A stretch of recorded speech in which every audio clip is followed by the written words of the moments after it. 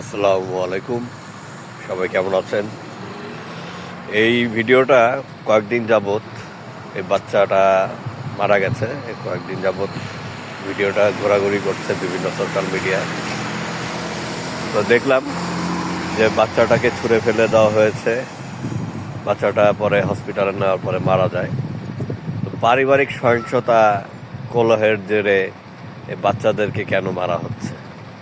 বাচ্চাদের কি দোষ?